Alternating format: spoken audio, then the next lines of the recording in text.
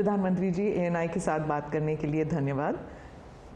नमस्कार। मेरा पहला सवाल होगा ये कि आपने कई भाषणों में कहा है कि 2024 आपका लक्ष्य नहीं है, 2047 है।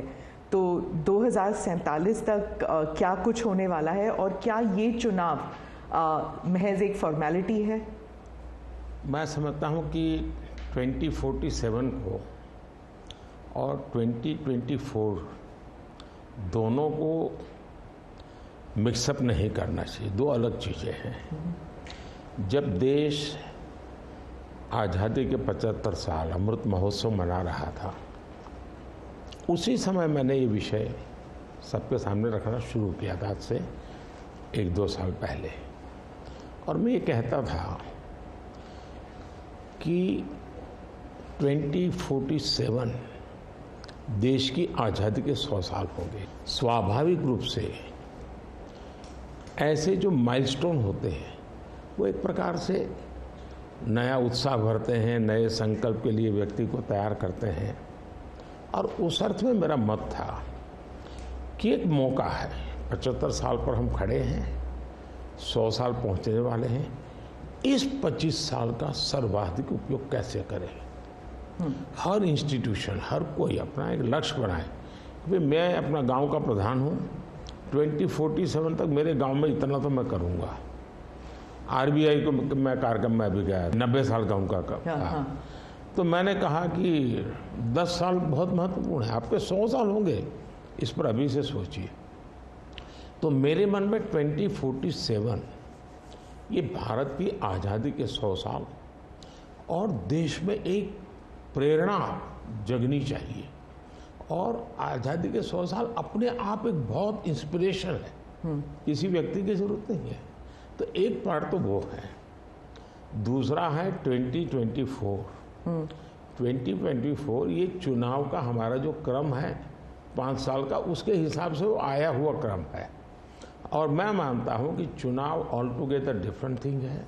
एक तरफ इस चुनाव में आप देखते हैं, लोकतंत्र में चुनाव को हमने लाइट नहीं लेना चाहिए। ये एक बहुत बड़ा महापर्व है और इसलिए मेरा तो मत है कि उत्सव के रूप में मनाना चाहिए। उससे जैसे स्पोर्ट्स, उसका जब फेस्टिवल होता है, स्पोर्ट्स के इवेंट होते हैं, वो स्पोर्ट्समैन स्पिरिट को पैदा करते हैं, प्रतिस्पर्धा भी। जब खेल का मैदान होता है तो देखने वाले, खेलने वाले, स्पोर्ट्समैन स्पिरिट का एक एनवायरनमेंट क्रिएट होता है जो हमारे संस्कार बन जाते हैं। चुनाव का ये माहौल अगर हम उत्सव में पलट दें, लोकोत्सव बना दें, तो हमारी रगों में, डेमोक्रेसी आने वाली पीढ़ियों के रगों में वो संस्कार बन जाती है। और लोकतंत्र के लिए बहुत आवश्यक है कि लोकतंत्र ये सिर्फ संविधान की सीमाओं में नहीं बंधना चाहिए, हमारी रगों में होना चाहिए, हमारे संस्कार में होना चाहिए। और उस अर्थ में मैं 2024 को देखता हूँ। ये बात सही है कि हमारा 25 साल का विजन, और उसमें मैंने बहुत काम किया है। और ये आज कर रहा हूँ ऐसा नहीं है, शायद मैं जब गुजरात में था तब भी इन दिशा में सोचता था।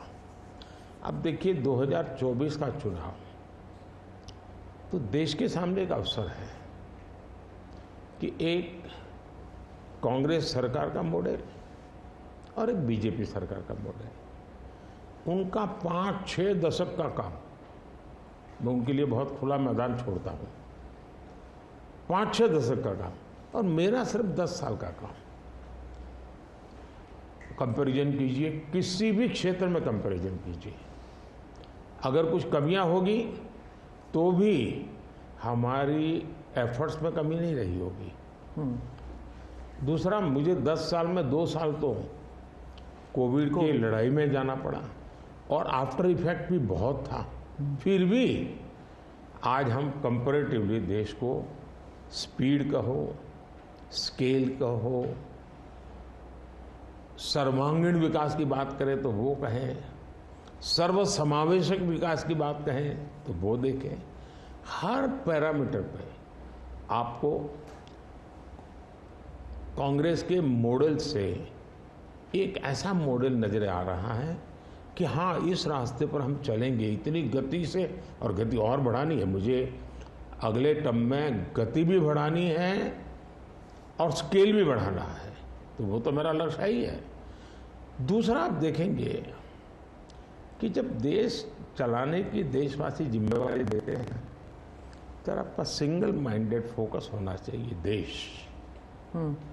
देश के लोग दुर्भाग्य से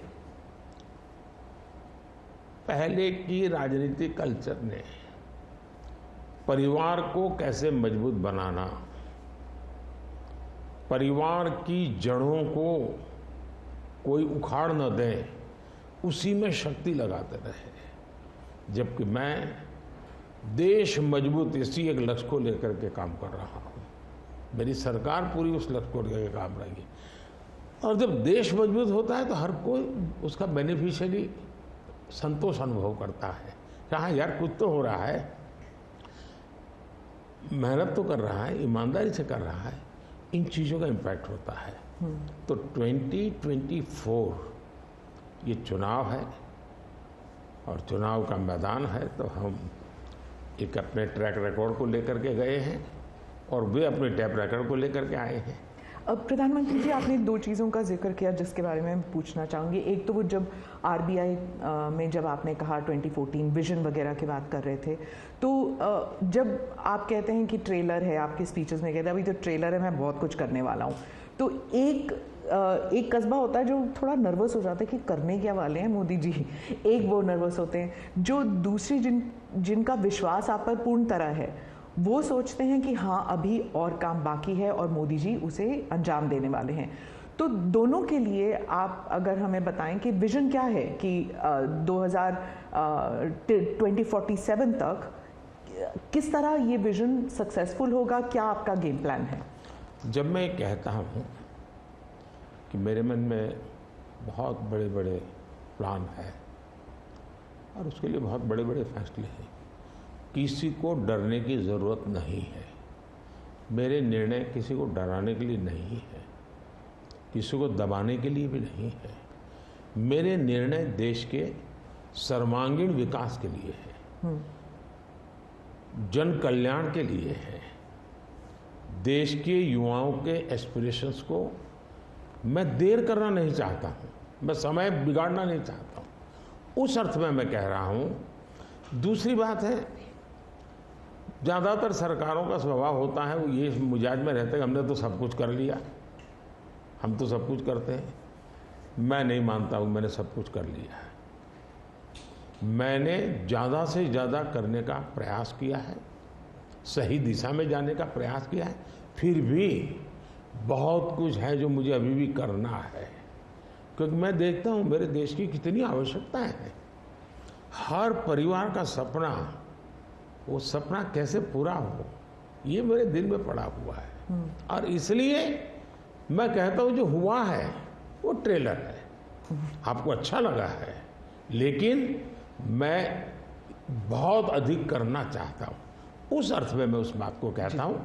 दूसरी बात है कि 2047 का जो विजन का सवाल है, एक तो मैं लंबे समय तक मुख्यमंत्री रह करके आया हूँ और मैं अनुभव करता था कि बार बार चुनाव, आचार संहिता, किसी भी राज्य में चुनाव हो तो मेरे राज्य से 30-40 सीनियर अच्छे अफसर ऑब्जर्वर के नाते जाते थे इलेक्शन ड्यूटी, तो 40-50 दिन तक वो बाहर रहते थे। तो मुझे चिंता रहती थी कि मैं सरकार कैसे चलाऊं, क्योंकि देश में ऐसे चुनाव होते ही रहते और मेरे ऑब्जर्वर जाते रहते। तो फिर मैंने सोचा कि मैं ये इसको वैकेशन नहीं मानता हूँ। मैं चुनाव होगा तो उस पीरियड को वैकेशन के रूप में नहीं लूँगा। मैं अफसरों को पहले से काम देता हूँ, भाई अगली सरकार के लिए ये काम करो। तो मैं उस समय भी 100 दिन का प्लान करता था। हाँ, उसी में पूछना था मुझे। हाँ। अभी तो चुनाव हो ही रहे हैं, अभी रिजल्ट्स भी नहीं आए और आप 100 दिन का प्लान बना रहे हैं। मैं चुनाव में जाने से पहले शुरू किया।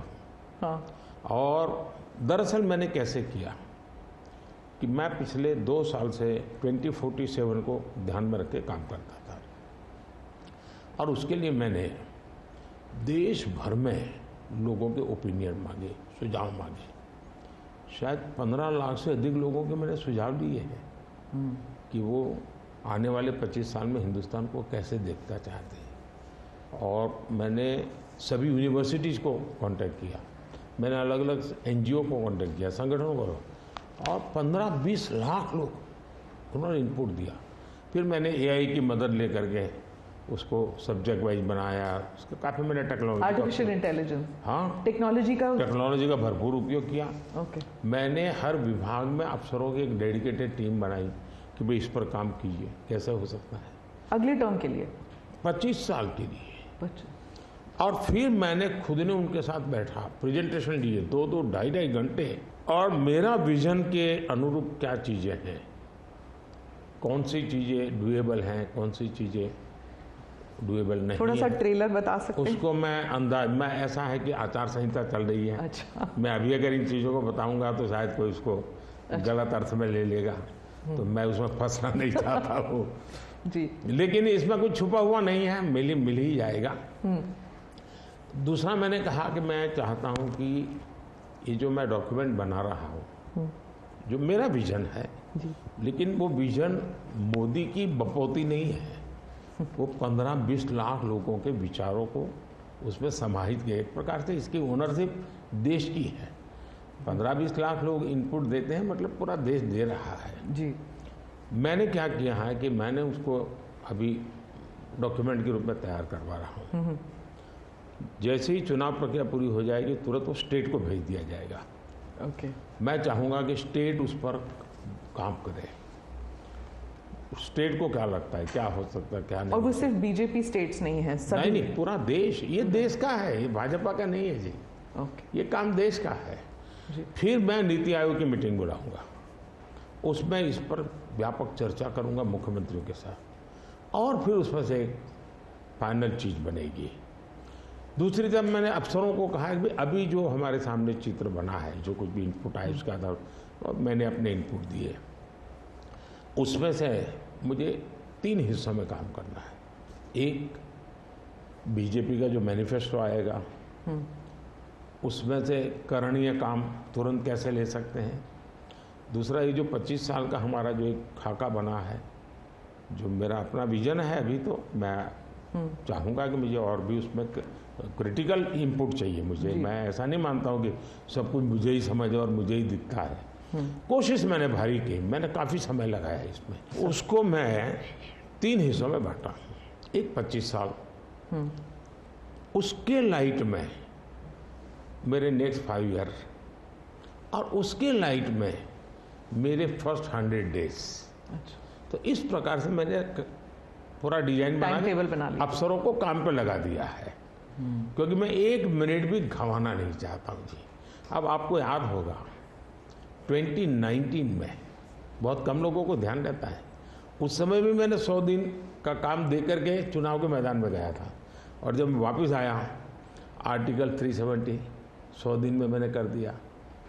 3 तलाक से मेरी बहनों को मुक्ति दिला दी, पहले 100 दिन में किया।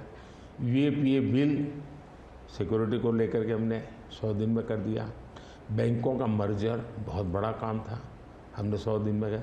इतना ही नहीं, पशु का टीकाकरण, ये कोविड के टीकाकरण की इतनी चल रहा है ना, मैं देश में पहली बार करीब 15,000 करोड़ रुपए लगा करके पशुओं के टीकाकरण का बड़ा अभियान चला रहा हूँ, और मैंने 19 में पहले 100 दिन में किया था। तो मैं 100 दिन क्या काम करना वो हैफाजत नहीं करता, मैं बिल्कुल प्लानिंग करके उसको आधार पर आगे चलाता हूँ। अब चुनाव के वक्त कई लोग कह रहे हैं कि क्या उम्मीदवार जो है वो नॉट इम्पॉर्टेंट है, वोट तो सिर्फ मोदी जी को जा रहा है क्योंकि मोदी जी की गारंटी है। तो इलेक्शन के दौरान ये सब टर्मिनोलॉजी इम्पोर्टेंट होता है। पहली बात है, उम्मीदवार ही नहीं, चुनाव में हर मतदाता इम्पोर्टेंट होता है। चुनाव में बूथ लेवल का कार्यकर्ता भी इम्पोर्टेंट होता है, कैंडिडेट भी उतना ही महत्वपूर्ण होता है। और इसलिए ये कह देना कि और किसी का महत्व नहीं होता है, ये वरना इतना बड़ा चुनाव हो ही नहीं सकता है जी, तो बहुत महत्व होता है। जहाँ तक गारंटी का सवाल है, आज हमारे यहाँ दुर्भाग्य से शब्दों के प्रति जो कमिटमेंट होना चाहिए वो एक प्रकार से लग रहा है कि तो चलते का नाम गाड़ी, कुछ भी बोल दो, कहीं पर भी बोल दो, कोई जिम्मेवारी नहीं। अब आप देखा होगा इन दिनों एक नेताजी के पुराने ढेर सारे वीडियो बाजार में घूम रहे हैं और उनके एक विचार से दूसरा विचार कितना कॉन्ट्राडिक्टरी है। अब लोग एक साथ देखते हैं, अरे ये आदमी इतना हमें मूर्ख बनाता था, हमारी आंख में धूल झोंकता। अभी मैंने एक नेता का भाषण सुना, उन्होंने कहा एक झटके में मैं गरीबी हटा दूंगा। अब जिनको 5-5, 6-6 दशक देश का राज करने को मिला, वो जब आज कहेंगे कि मैं एक झटके में गरीबी हटा दूंगा, तो देश सोचता है ये क्या बोल रहे हैं। तो मुझे लगता है पॉलिटिकल लीडरशिप की क्वेश्चनेबल होती जा रही है। ऐसे में प्राण जाए और वचन न जाए, ये महान परंपरा से हम निकले हुए लोग हैं। मैं मानता हूँ नेताओं ने ओनरशिप लेनी चाहिए, जिम्मेवारी लेनी चाहिए। मैं जो बोल रहा हूँ मतलब मेरी जिम्मेवारी है, ये कोई करेगा ऐसा करेगा ऐसे नहीं चलता है। और उसमें से मैंने बल दिया है गारंटी का। मैं कमिटमेंट भी करता हूँ और उसका मैं ओनरशिप ले रहा हूँ। और जब ओनरशिप लेते हैं ना तो देश को भरोसा होता है। आज आप देखिए कि हम जो बात कहते हैं उस पर लोगों का भरोसा है। 370 हटाऊंगा,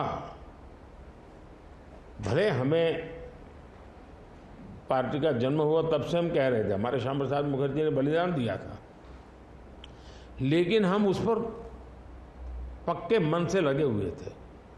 जब मेरा मौका आया मैंने पूरी हिम्मत दिखाई, 370 गई और आज जम्मू कश्मीर का भाग्य बदल गया।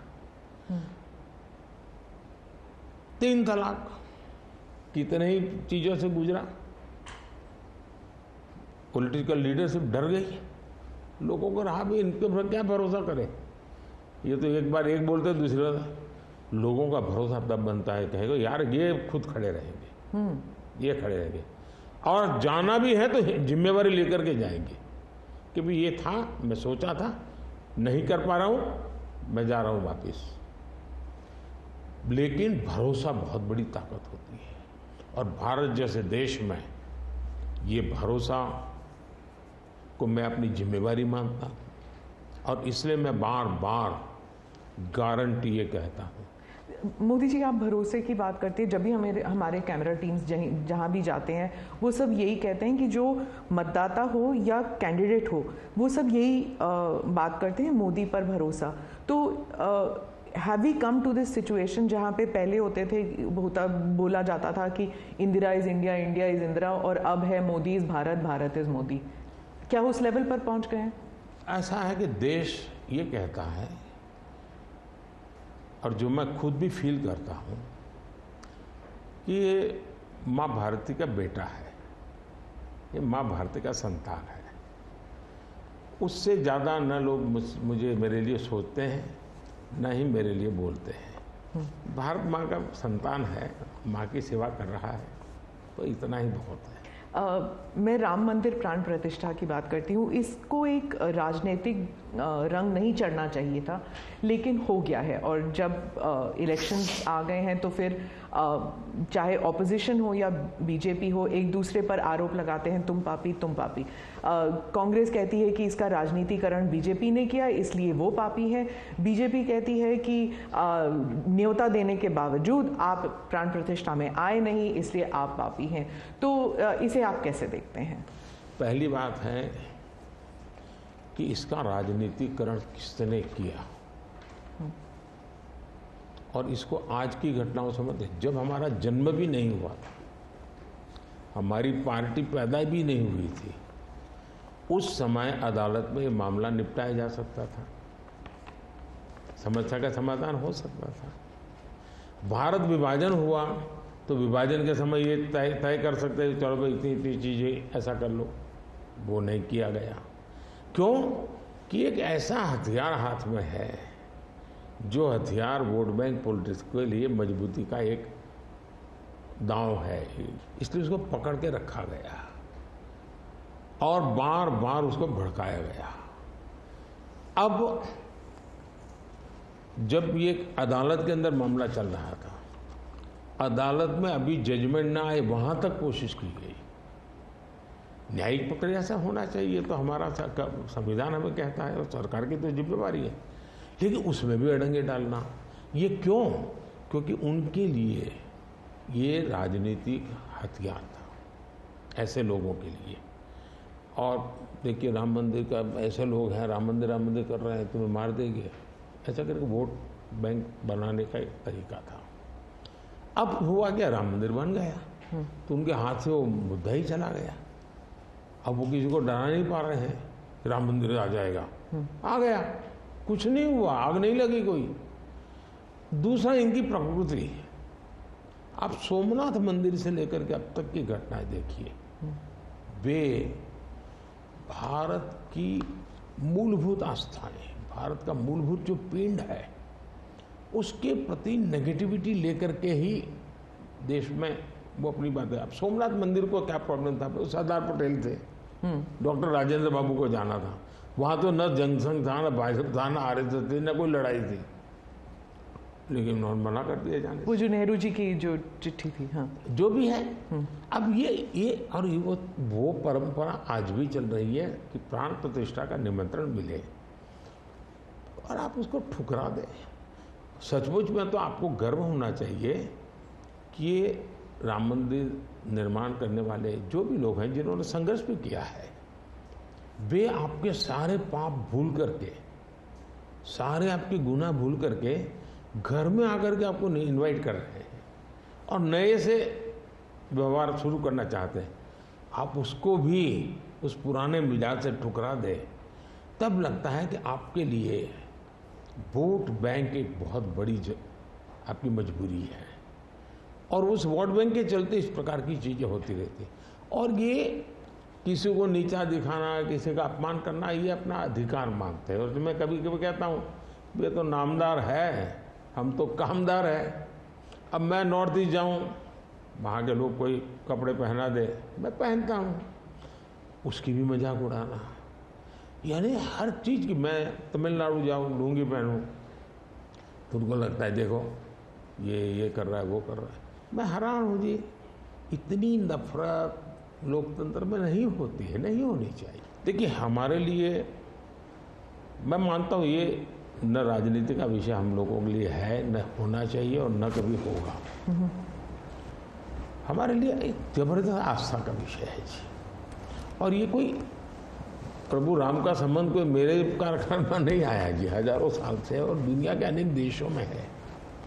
जब ये राम मंदिर का निमंत्रण देने के लिए ट्रस्ट के लोग मुझे आए, उन्होंने ठुकरा दिया। मैं सोचने लगा इतना बड़ा मुझे दायित्व दिया जा रहा है, मैं अपने आप को योग्य कैसे करूं, अपने आप को योग्य कैसे बनाऊं।